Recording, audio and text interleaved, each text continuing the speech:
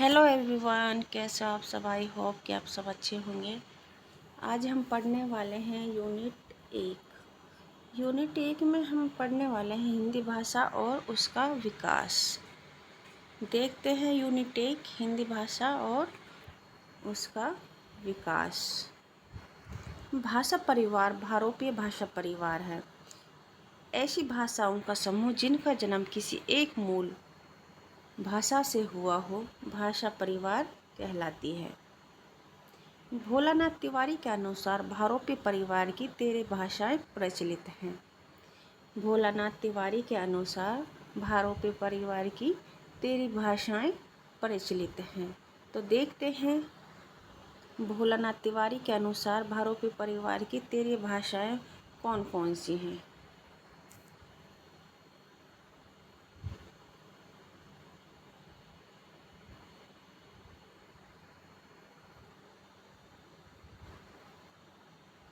देखते हैं द्रविड़ भाषा परिवार। हमारी दूसरी है चीनी भाषा परिवार। तीसरी है सेमेटिक भाषा परिवार। चौथी है हेमेटिक भाषा परिवार। पांचवी है आर्य भाषा परिवार। छठी भाषा है यूराल अल्टाइक भाषा परिवार। सातवीं है पाठ भाषा परिवार। आठवीं है अमेरिकी भाषा परिवार। नवीं है काकेश भाषा परिवार और 10वीं है बुशमैन भाषा परिवार। 11वीं है सूडानी भाषा परिवार। 12वीं है जापानी कोरियाई भाषा परिवार और ये 13वीं है हमारी भारतीय भाषा परिवार जो हमने देखी है। भोलानाथ तिवारी के अनुसार 13 प्रचलित भाषाएं, ये हमने भोलानाथ तिवारी के अनुसार 13 भाषाएं देखी हैं। आगे देखते हैं। यह परिवार भारत, यूरोप और उसके आसपास फैला हुआ है। अंततः इसे भारत यूरोपीय आर्य परिवार, इंडो जर्मेनिक परिवार तथा भारत हिती परिवार के नाम से भी जाना जाता है। ध्वनि के आधार पर भारतीय परिवार की 10 शाखाओं को शतम और कैतम 2 वर्गों में बांटा गया है। किसके अनुसार बांटा गया है? ध्वनि के आधार पर भारतीय परिवार की 10 शाखाओं को शतम और कैतुम 2 वर्गों में बांटा गया। तो देखते हैं शतम और कैतुम 2 वर्गों में और इसे कितने भागों में बांटा गया है। शतम वर्ग की भाषाएं, इसको भारत ईरान आर्य, बाल्टो सेल्विक और आर्मीनी और चौथा है अल्बानी इलिरियन। ये इसको 4 भागों में शतम वर्ग की भाषाओं को 4 भागों में बांटा गया है। ये हमारा शतम वर्ग की भाषाएं हैं। आगे देखते हैं केतुम वर्ग की भाषा, जिसको हमने देखा है ध्वनियों के आधार पर परिवार की 10 शाखा शतम और केतुम। जो शतम वर्ग की भाषाएं हैं इसको 2 वर्गों में बांटा था। एक वर्ग में है भारत ईरान आर्य, बाल्टो सेल्विक, आर्मेनी और चौथा अल्बानी इलिरियन। ये हमारा पहला सॉरी फ्रेंड्स, पहला वर्ग है। दूसरा वर्ग है केतुम वर्ग की भाषाएं, जिसको केतुम वर्ग की भाषाओं को 6 भागों में बांटा गया है। जर्मनी टियोटोनिक, कैलेटिक, ग्रीक, तोखरी, हिटाइक, इटालिक, ये केतुम वर्ग की भाषाओं में आती हैं। देखते हैं भारत में मुख्यतः 5 प्रकार की भाषा परिवार हैं। भारत में मुख्यतः 5 प्रकार की भाषा परिवार हैं। भारत में भारतीय भाषा परिवार, द्रविड़ भाषा परिवार, ऑस्ट्रिक भाषा परिवार, चीनी तिब्बती परिवार, अंडमानी भाषा परिवार, ये हमारे मुख्यतः 5 प्रकार की भाषा भारत में बोली जाती हैं। तो देखते हैं भारतीय भाषा परिवार, इसे हिंदी आर्य भाषा परिवार में रहते हैं। देखते हैं भारोपी भाषा परिवार, इसे हिंदी आर्य भाषा परिवार में रहते हैं। आगे देखते हैं, इसकी पहली शाखा या विभाजन इंडो यूरोपीय भाषा परिवार से हुआ है। यह सबसे बड़ा भाषा परिवार है। इसके अंतर्गत हिंदी, अंग्रेजी, उर्दू, स्पेनिश, जर्मन, रूसो, पाली, प्राकृत, अभ्रंश, बंगला, मराठी, गुजराती, पंजाबी, हिंदी, असमी, उड़ीसी, कश्मीरी, डोगरी, नेपाली और कोंकणी आदि हैं। और इसकी दूसरी शाखा इंडो ईरानी भाषा परिवार है, जिसके अंतर्गत फारसी, ईरानी, प्रोतो बलूची आदि भाषाएं आती हैं। इंडो ईरानी भाषा के अंतर्गत फारसी है, ईरानी है, प्रोतो बलूची आदि भाषाएं आती हैं। और ये आगे की हमने देखी है कि इसके अंतर्गत है उर्दू, स्पेनिश, जर्मन, रूसो, पाली, प्राकृत, अभ्रंश, बंगला, मराठी, गुजराती, पंजाबी, असमिया, उड़ीसी, कश्मीरी, डोगरी, नेपाली, कोंकणी, ये आदि भाषाएं जो विभाजन के इंडो यूरोपीय भाषा परिवार से आती हैं। और ये सबसे बड़ा भाषा परिवार है। द्रविड़ भाषा परिवार जो हमने देखा है, ये भारोपी भाषा परिवार है। अब दूसरा देखने वाले हैं द्रविड़ भाषा परिवार। द्रविड़ भाषा परिवार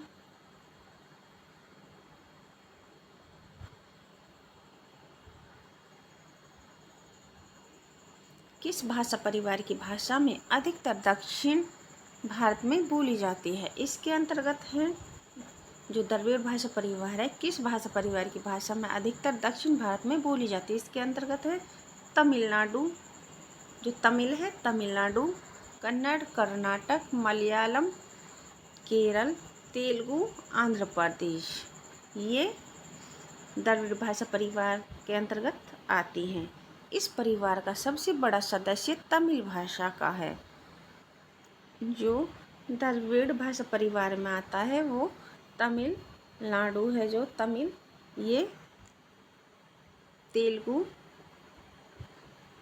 आंध्र प्रदेश, मलयालम, केरल, कन्नड़, कर्नाटक, और जो तमिलनाडु है, ये इस परिवार का सबसे बड़ा सदस्य तमिल भाषा का है। तीसरा है आष्टिक भाषा परिवार। यह भाषा परिवार मुख्य रूप से भारत के झारखंड, छत्तीसगढ़, उड़ीसा, आसाम और पश्चिम बंगाल के हिस्सों में बोली जाती है। इस परिवार की भाषाएं संथाली है, मुंडारी है, खड़िया है, सांवरा है आदि। जो आष्टिक भाषा परिवार में आती है, संथाली, मुंडारी, खटिया, सांवरा आदि भाषाएं हैं। इस परिवार की सबसे बड़ी भाषा संथाली है। जो आष्टिक भाषा परिवार की, ये इसमें सबसे बड़ा भाषा संथाली भाषा आती है। संथाली को 92वें संशोधन अधिनियम 2003 में शामिल किया गया है। सॉरी फ्रेंड्स, ये हमारा मिस्टेक है, देखते हैं इसको। द्रविड़ आष्टिक भाषा परिवार है जो 2003 में शामिल किया गया था। फ्रेंड्स, ये टाइपिंग मिस्टेक है, जिसको 2003 में शामिल किया गया है।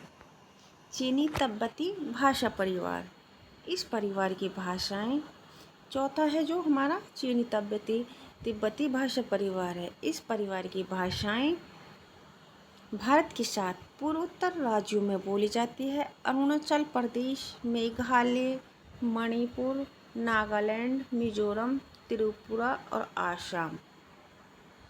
इस परिवार की मुख्य भाषाएं हैं मिजो, महार, मणिपुर, तंगाखुल, खाद और खासी, दाफला, चंबा, बोडो, लेविया, लद्दाख की तिब्बती आदि भाषाएं।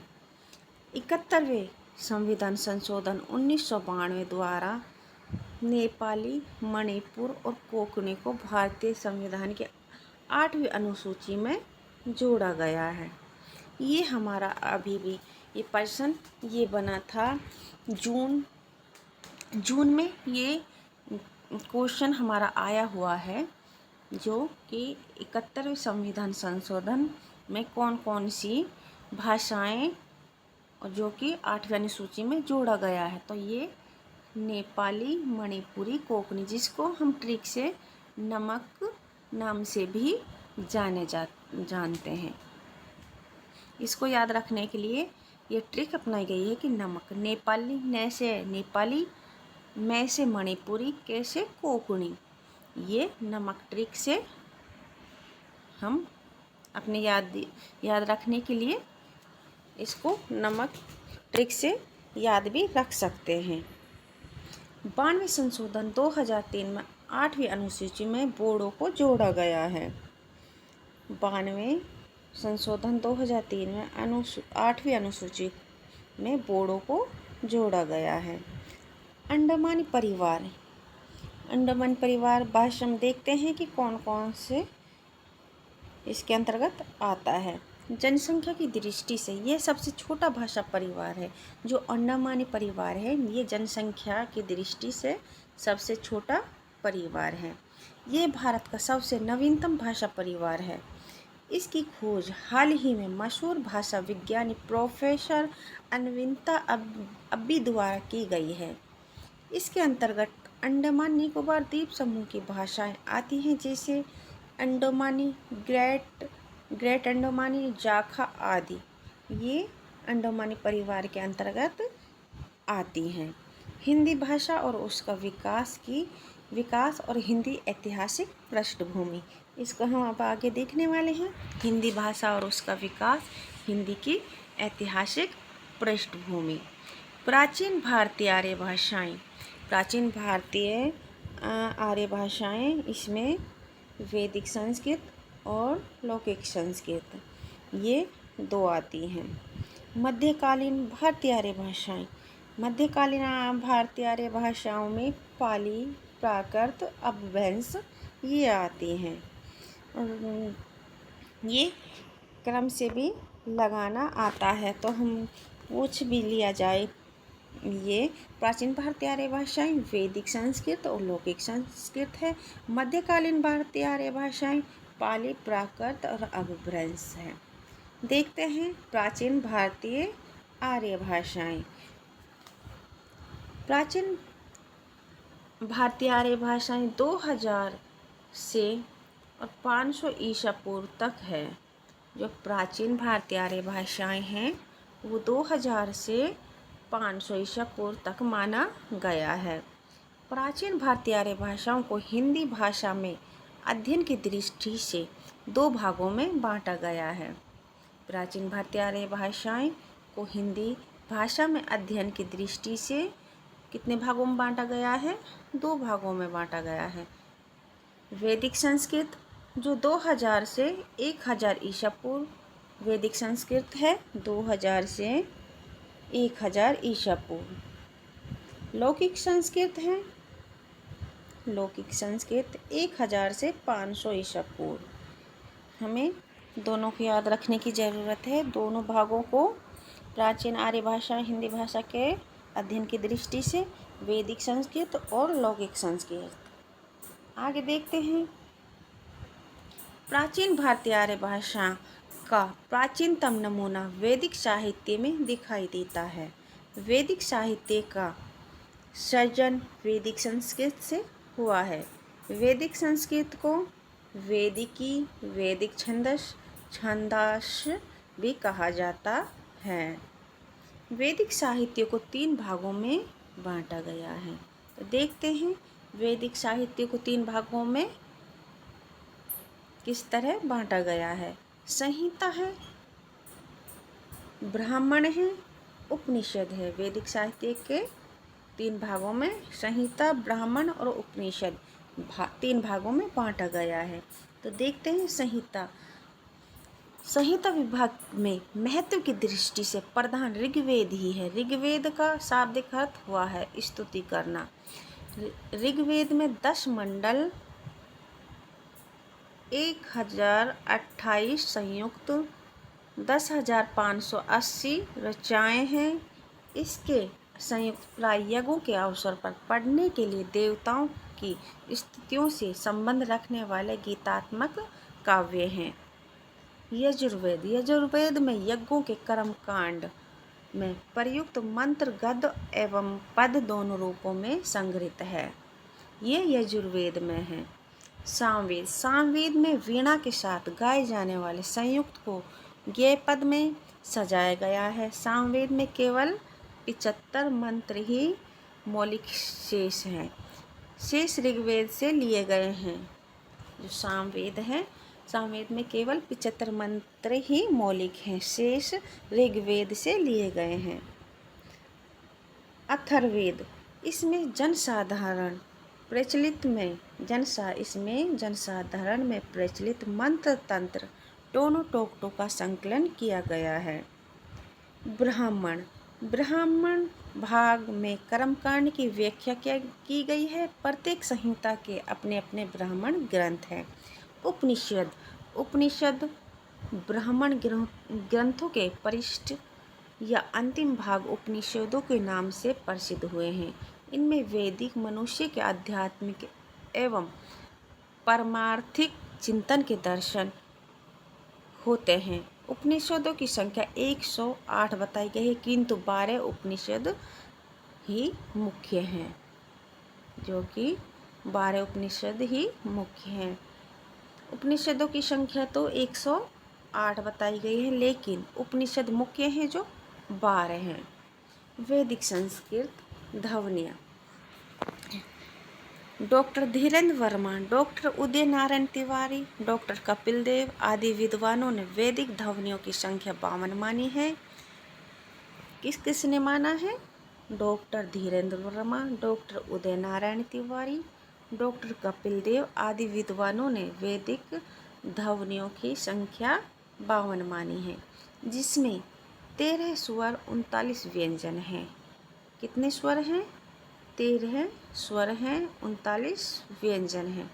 वहीं पर डॉक्टर हरदेव बिहारी ने वैदिक स्वरूप की संख्या 14 मानी है। तो हमने देखा है वैदिक संस्कृत की ध्वनियाँ। आगे क्लास में देखेंगे वैदिक संस्कृत की विशेषताएं। तो आज हमने देखा वैदिक संस्कृत की ध्वनियाँ हैं। और वैदिक साहित्य को 3 भागों में बांटा गया है: संहिता, ब्राह्मण और उपनिषद। वैदिक संस्कृत, लौकिक संस्कृत, प्राचीन भारतीय आर्य भाषा, मध्यकालीन भारतीय आर्य भाषाएँ, प्राचीन भारतीय आर्य भाषा, वैदिक संस्कृत और लौकिक संस्कृत। इसका हमने देखा हिंदी भाषा और उसका विकास, हिंदी की ऐतिहासिक पृष्ठभूमि। इसके बाद पहले हमने अंडोमानी परिवार, तिब्बती भाषा परिवार, आस्टिक भाषा परिवार और द्रविड़ भाषा परिवार और भारोपीय भाषा परिवार, ये हमने भारत की 5 प्रकार की भाषा परिवार देखी थी। इसको हम हिंदी भाषा और उसका विकास यूनिटी, तो हम आज इतना ही पढ़ने वाले हैं। आगे देखेंगे हम वैदिक संस्कृत की विशेषताएं। अगर वीडियो पसंद आई हो तो लाइक कीजिए, शेयर कीजिए और कमेंट कीजिए।